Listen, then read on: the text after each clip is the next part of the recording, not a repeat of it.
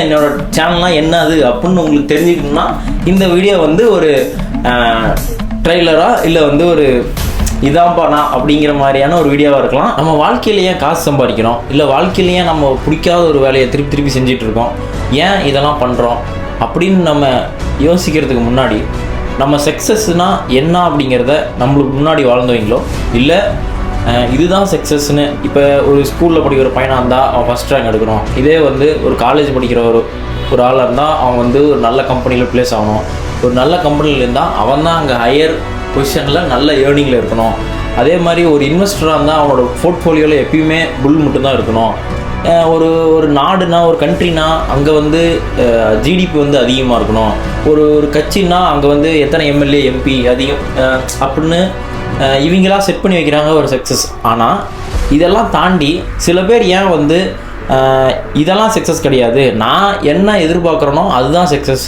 இப்போ ஒரு படம்னா 1000 கோடி வசூல் பண்ணணும், ஆனால் இங்கே யதார்த்த படங்கள் வந்து 1000 கோடி வசூல் பண்ணலாலும் அதே மாதிரி படங்கள் ஏன் திருப்பி எடுக்கப்படுது, இங்கே காலேஜ் ட்ராப் அவுட் பண்ணிட்டு வந்து நிறைய பேர் ஏன் ஸ்டார்ட் அப் ஆரம்பிக்கிறானுங்க, ஏன் வந்து ஒரு கட்சியில் அதிகமான எம்பியோ எம்எல்ஏ இல்லைன்னாலுமே அவங்க மக்களுக்காக கடைசி வரலும் பேசிகிட்டே இருக்காங்க.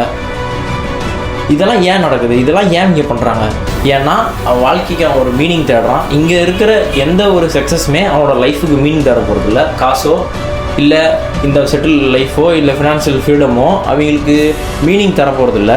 இவங்களா ஒரு மீனிங்கை தேடுறதுனால தான் இந்த சக்ஸஸ் அப்படிங்கிற இந்த வரையறைக்கப்பட்ட இந்த இதுக்குள்ளே அவங்க வராமல் தனியாக ஒரு சக்ஸஸை அச்சீவ் பண்ணுறாங்க. அதை தான் இந்த உலகமும் பேசுது.